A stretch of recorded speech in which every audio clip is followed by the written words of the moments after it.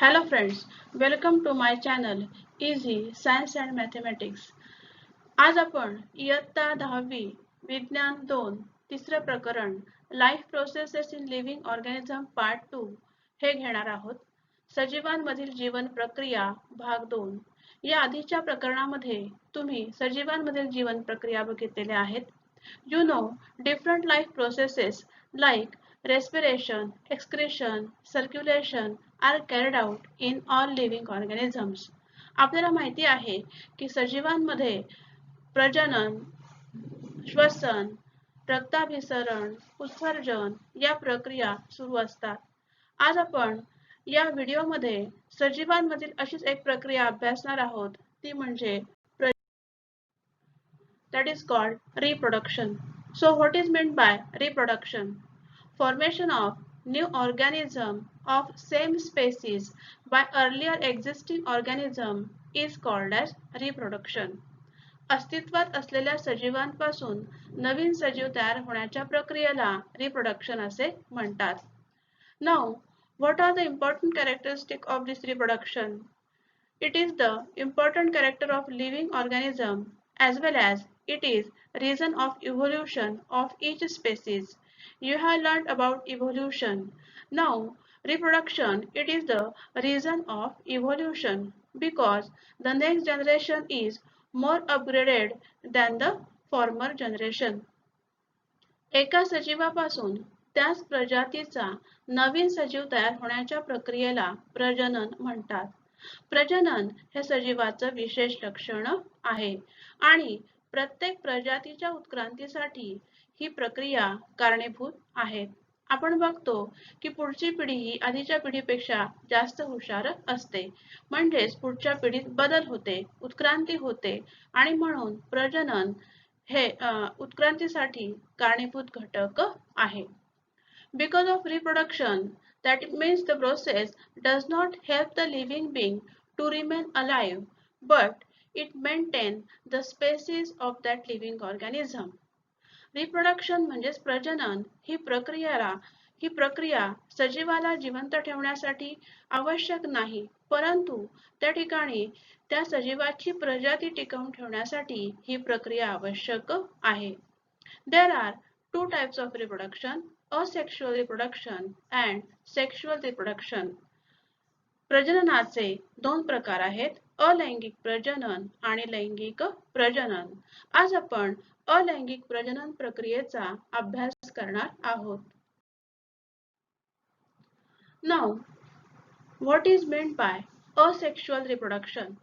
Process of formation of new organism of same species without involvement of gametes is called asexual reproduction. That means special type of gamete cells are not involved in this type of reproduction and therefore it is asexual. Now what are the peculiarities of this reproduction? No union of gametes, therefore new organism is exactly similar to the parent. There is only one parent is involved, it is uniparental and it occurs via mitotic type of cell division. You have learned mitotic type of cell division in the first chapter where the chromosomal numbers remains the same. Here no gametes are there, that means no female and male cells are there, and that's why the new organism is exactly similar to the parent. Again, absence of genetic recombination is a drawback of this asexual reproduction, while fast process it is the advantage of this type of reproduction. As there is no involvement of gametes, there is no genetic recombination, and that's why the new organism is exactly similar to the parent. It is the drawback or disadvantage of this process. While fast process, that means here the number of the living being increases fastly and it is the advantage of this type of reproduction. अलैंगिक प्रजनन म्हणजे काय? तर युग्मक निर्मितीविना युग्मक या विशिष्ट प्रकारच्या पेशी असतात, नर आणि मादीच्या पेशी की ज्याच्या संयोगातून नवीन जीव निर्माण होतो. परंतु इथे एकच जनक असल्यामुळे इथे युग्मक निर्मिती नाहीये. तर युग्मक निर्मितीविना एखाद्या प्रजातीतील एकाच जीवाने अवलंबिलेली नवजात जीवनिर्मिती प्रक्रिया म्हणजे अलैंगिक प्रजनन होय. म्हणजेच अस्तित्वात असलेल्या सजीवापासून नवीन सजीव तयार होण्याची प्रक्रिया. नवजात म्हणजे नवीन, तर त्याला अलैंगिक प्रजनन असे म्हणतात. हे प्रजनन दोन भिन्न पेशींच्या म्हणजेच युग्मकांच्या संयोगाशिवाय घडते. त्यामुळे नवजात सजीव तंतोतंत मूळ सजीवासारखा असतो. इथे एकाच प्रकारच्या पेशीपासून नवीन जीव निर्माण होत असल्यामुळे तिथे मूळचा सजीव आणि नवीन सजीव हे तंतोतंत सारखेच असतात. केवळ एका जनकापासून गुणसूत्री विभाजनाने नवीन जीवाची निर्मिती होत असते. जननिक विचरणाचा अभाव हा तोटा आहे.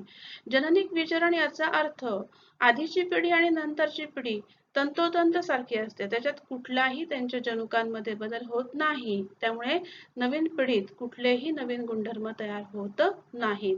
तर जननिक विचरणाचा अभाव, अभाव म्हणजे नसणे, इथे कुठलेही नवीन गुणधर्म तयार होत नाहीत, हा तोटा आहे. तर वेगाने होणारे प्रजनन हा फायदा आहे. या पद्धतीने प्रजनन होताना सजीवांची संख्या वेगाने वाढते, हा त्याचा फायदा आहे. Today we are going to know asexual reproduction in unicellular organism. Here you know this is amoeba, that is the unicellular organism. Amoeba reproduces by the asexual mode of reproduction. That mode is called binary fission.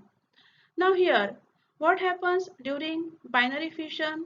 First, the nuclear material get divided, then cytoplasm get divided, and from one amoeba, two amoebae are formed. These are two daughter cells. So thus, amoeba divides in any plane as there is no specific shape of amoeba, and that's why it divides through any plane called simple binary fission.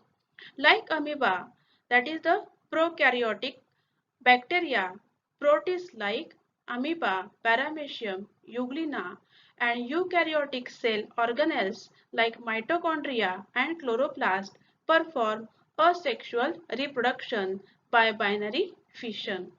इथे amoeba शिवाय bacteria म्हणजे जीवाणू, त्याचप्रमाणे आदिजीव जसे की paramecium, युग्लिना यांचे द्विविभाजन पद्धतीने अलैंगिक प्रजनन होते. बायनरी फिशन याला द्विविभाजन असं म्हटलं जातं. आणि युकॅरियोटिक सेल ज्या आहेत म्हणजेच दृश्य केंद्रकी पेशी, अशा पेशी की ज्याच्यामध्ये केंद्रक स्पष्टपणे दिसते, अशा पेशींमधील तंतुकणिका आणि हरितलवके ही पेशी अंगके सुद्धा द्विविभाजन पद्धतीने प्रजनन करतात. तर अशा पद्धतीने बायनरी फिशन म्हणजेच द्विविभाजन म्हणजे काय हे आपण बघितलं. Now here, paramecium and euglena, they also divides, that is the binary fission. But here, in case of paramecium, it divides by transverse binary fission. That means the plane of fission, it is transverse.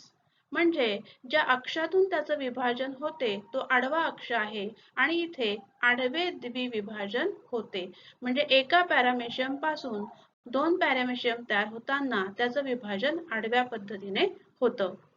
In case of युग्लिना, it डिव्हाइड्स लॉन्जिट्युडिनली, म्हणजेच त्याचा जो विभाजनाचा अक्ष आहे तो उभा आहे.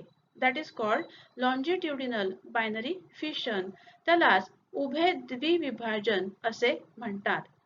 Usually binary fission is performed by living organisms under favorable conditions, that is availability of abundant food material. कुठल्याही सजीवाला प्रजननासाठी अनुकूल परिस्थिती आवश्यक असते. Favourable condition, that is availability of abundant food material, म्हणजेच मुबलक अन्न, पुरेसे अन्न उपलब्ध असेल तेव्हाच हे जे सजीव आहे ते द्विविभाजन पद्धतीने प्रजनन करत असतात. Now, second mode of asexual reproduction, it is multiple fission, and that fission it is also carried out in amoeba. Now see, it is a parent cell, it is the nucleus.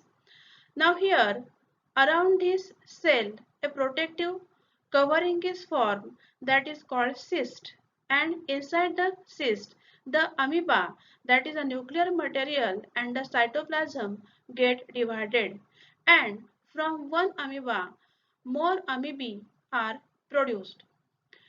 This happens in case of unfavorable condition. When the condition is favorable, that cyst it breaks out, it ruptures, and from that cyst many amoebae they are released, and here many amoebae, that is multiple number of amoebae are produced, and that's why it is called multiple fission.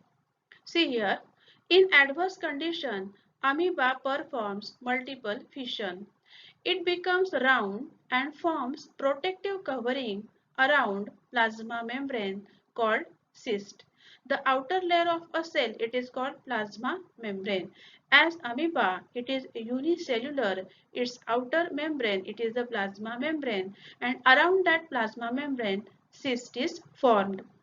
Inside cyst, repeated divisions of nuclear material as well as cytoplasm takes place, which forms many amoebae. Under favorable condition, cyst breaks open, amoebae are released. यालाच मराठीमध्ये बहुविभाजन असे म्हणतात. प्रतिकूल वातावरणात amoeba बहुविभाजन पद्धतीने अलैंगिक प्रजनन करतो. हा अमिबा आहे त्याच्या बाहेरच्या आवरणाभोवती एक संरक्षक आवरण तयार होते, त्याला सिस्ट म्हणजेच पुटी असं म्हणतात. त्या पुटीच्या आत अमिबाच्या केंद्रकाचे आणि पेशीद्रव्याचे विभाजन होऊन अनेक अमिबा तयार होतात आणि अनुकूल परिस्थिती प्राप्त झाल्यावर ही पुटी फुटते आणि त्यातून अनेक अमिबाळे बाहेर पडतात. प्रतिकूल वातावरणात अमिबा बहुविभाजन पद्धतीने अलैंगिक प्रजनन करतो. तो गोलाकार होतो आणि पेशीपटलाभोवती कठीण संरक्षक कवच तयार करतो, त्याला पुटी असे म्हणतात. पुटीमध्ये आधी केंद्रकाचे आणि नंतर पेशीद्रव्याचे अनेक वेळा विभाजन होते आणि अनेक छोटे छोटे अमिबा तयार होतात. अनुकूल परिस्थिती आल्यानंतर पुटी फुटते आणि त्यातून अनेक नवजात अमिबा बाहेर पडतात. Now third mode of asexual reproduction, it is budding, and it is the example of yeast cell. You know the yeast that is used in the fermentation process for the production of bread. Now here it is the parent yeast cell. Now here outgrowth comes there, that is called bud. Here the nucleus of the yeast it get divided into two, and one nuclei it get transferred into this bud. When this bud is fully developed, it detaches from the parent cell and grow independently. That is called budding process. During budding, yeast cell produces two daughter nuclei by mitotic division. A small bulge, this is the bulge. A small bulge is formed on the surface of the parent cell called as bud. This is called bud. One of the nuclei enters this bud. See here, the nucleus it is entered in this bud. After sufficient growth, bud separates from the parent cell and live independently as a daughter yeast cell. Budding याला मराठीमध्ये कलिकायन असे म्हणतात. त्या ठिकाणी yeast हा आपल्या परिचयाचा शब्द आहे. यीस्टचा उपयोग ब्रेड तयार करण्यासाठी, बेकरीचे पदार्थ तयार करण्यासाठी वापरला जातो. तर कलिकायन पद्धतीने प्रजनन करताना किण्व पेशी म्हणजेच यीस्ट सूत्री विभाजन पद्धतीने दोन नवजात केंद्रके तयार करते. या पेशीला जनक पेशी म्हणतात. ही जनक पेशी आहे. जनक पेशीला बारीकसा फुगवटा येतो त्याला कलिका असे म्हणतात. ही कलिका आहे. दोन केंद्रकांपैकी एक केंद्रक कलिकेमध्ये प्रवेश करते. योग्य वाढ झाल्यावर कलिका जनक पेशीपासून वेगळी होते आणि स्वतंत्र पेशी म्हणून वाढू लागते. स्वतंत्र किण्व पेशी म्हणून वाढू लागते.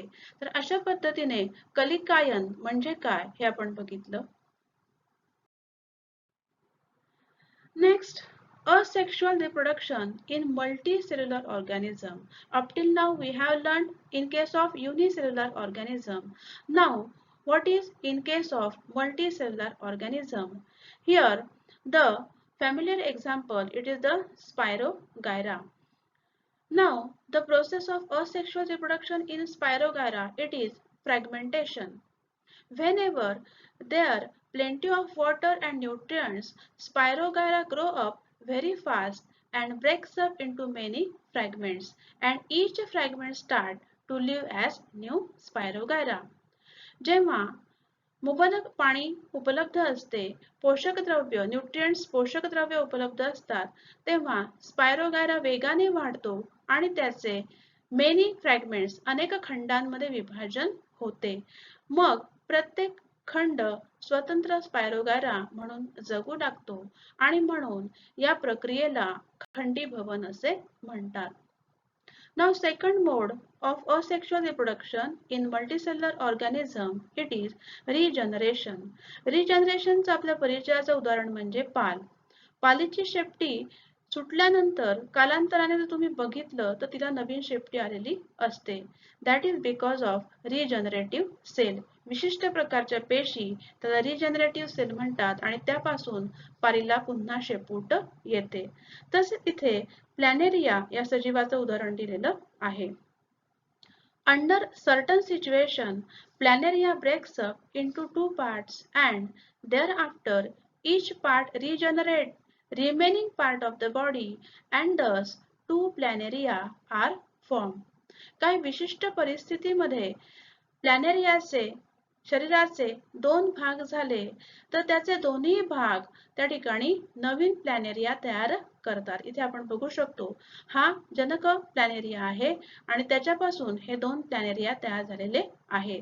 म्हणजे एखाद्या विशिष्ट परिस्थितीमध्ये प्लॅनेरियाच्या शरीराचे दोन भाग झाले तर प्रत्येक भागापासून नवीन प्लॅनेरियाची निर्मिती होते.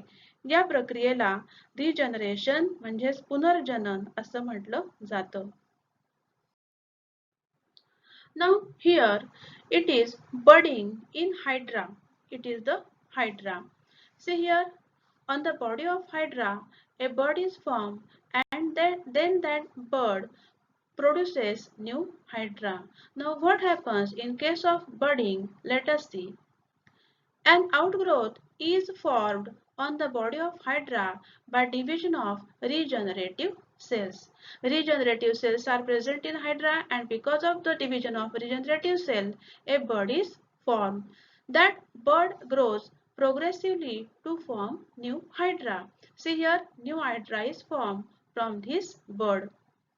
Dermal layers and digestive cavity of budding hydra and parent hydra are in continuous. It is the parent hydra and it is budding hydra. Their dermal layer and body cavity, they are in continuous and thus parent hydra can provide nutrition to budding hydra. For the growth, nutrition is necessary and that is provided by the parent hydra. When budding hydra grows up and becomes able to live independent life, it separates from parent hydra. So here, thus new hydra is produced. हायड्राच्या शरीरभित्तिकेवर म्हणजेच त्याच्या शरीरावर पुनर्जनन पेशींच्या विभाजनाने फुगवटा तयार होतो. पुनर्जनन म्हणजे काय ते आपण आत्ताच प्लॅनेरियाच्या संदर्भात बघितलं. तर तशा पेशी हायड्रामध्ये पण असतात आणि त्या पेशींच्या विभाजनामुळे हायड्राच्या शरीरावर एक फुगवटा तयार होतो. त्याला मुकुल असे म्हणतात. मुकुलाची वाढ होते आणि त्याचे छोट्या हायड्रामध्ये रूपांतर होते. जनक हायड्रा आणि छोटा हायड्रा यांचा शरीर स्तर आणि पचन स्तर एकमेकांना संलग्न असतात. म्हणजे त्यांची त्वचा आणि आतली पोकळी हे एकमेकांना जोडलेले असतात. याच्यामुळे छोट्या हायड्राचे पोषण होते. म्हणजे पोषक घटक जनक हायड्राकडून छोट्या हायड्राकडे मिळतात.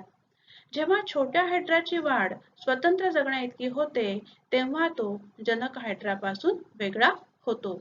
जेव्हा तो स्वतंत्र जगू शकेल अशी परिस्थिती निर्माण होते, तेव्हा तो जनक हायड्रापासून वेगळा होतो आणि स्वतंत्र जगू लागतो. Now next, vegetative propagation. Now what is meant by vegetative propagation? Reproduction of plants with the help of vegetative parts like root, stem, leaf and bud, that is called vegetative reproduction. That means from the root or stem or leaf and bud a new plant is produced. That is called vegetative propagation. Here the examples of bryophyllum, potato and sweet potato it is given. Now on the margin of this bryophyllum, buds are present and from those buds a new plant is produced. Then on potato also eyes are present, that is called bud, and from that bud the new potato plant it is produced. Now sweet potato it is a root, and from the root new sweet potato plant it is produced. So thus it is the vegetative propagation. वनस्पतींमध्ये मूळ, खोड, पान, मुकुल या शाकीय अवयवांच्या मदतीने होणाऱ्या प्रजननास शाकीय प्रजनन म्हणतात. इथे पानफुटी, बटाटा आणि रताळे यांची उदाहरणं दिलेली आहेत. पानफुटीच्या ज्या कडा आहेत त्या कडाच्या खाचांमध्ये त्या ठिकाणी मुकुल असते आणि त्या मुकुलापासून नवीन वनस्पती तयार होते. त्याचप्रमाणे बटाट्यावर आपण जे मुकुल आहेत त्याला बटाट्याचे डोळे म्हणतो आणि त्याच्यापासून बटाट्याच्या नवीन वनस्पतीची निर्मिती होते. त्याचप्रमाणे रताळ हे मुळाचं उदाहरण आहे. मूळ आहे ते. त्याचप्रमाणे गाजर तसेच मुळा हे सुद्धा मुळाचं उदाहरण आहे. तर त्याच्यापासून म्हणजेच मुळापासूनच नवीन वनस्पतीची निर्मिती होते. तर अशा पद्धतीने व्हेजिटेटिव्ह प्रपोगेशन म्हणजेच शाकीय प्रजनन म्हणजे काय हे आपण शिकलो. Now the last, spore formation, याला बीजाणू निर्मिती असे म्हणतात. बुरशी ही आपल्या परिचयाची आहे. ही बुरशीची रचना आहे. Now here fungi like mucor have filamentous body and have sporangia. So these are the filaments of mucor and this balloon like part it is called sporangium. When the spores are formed, sporangia burst and spores are released. So, during favorable condition or when spores are formed, the sporangia it ruptures or it bursts and from that spores are given out. Those spores germinate in moist and warm places to form new fungal colony. So, these spores under favorable condition, that means when moist and warm it is available, it germinates and form new mucor, that is new fungal colony. Spore formation यालाच बीजाणू निर्मिती असं म्हटलं जातं. Mucor हे बुरशीचं उदाहरण आहे. Mucor सारख्या कवकांचे शरीर तंतुमय असते. तुम्ही बुरशी बघितली असेल तर त्याची रचना ही कापसासारखी तंतुमय असते. त्यांना बीजाणुधानी असतात. हे जे भाग दिसतायत याला बीजाणुधानी असे म्हणतात. बीजाणुधानीमध्ये बीजाणू तयार झाल्यानंतर बीजाणुधानी फुटते आणि त्यातून हे बीजाणू बाहेर पडतात. हे बीजाणू आहेत. ते बीजाणू ओलसर उबदार जागी वाढतात व नवीन कवकजाल तयार होते. म्हणजेच नवीन बुरशीची निर्मिती या बीजाणूंपासून होत असते. Thank you. Like, share and subscribe my video.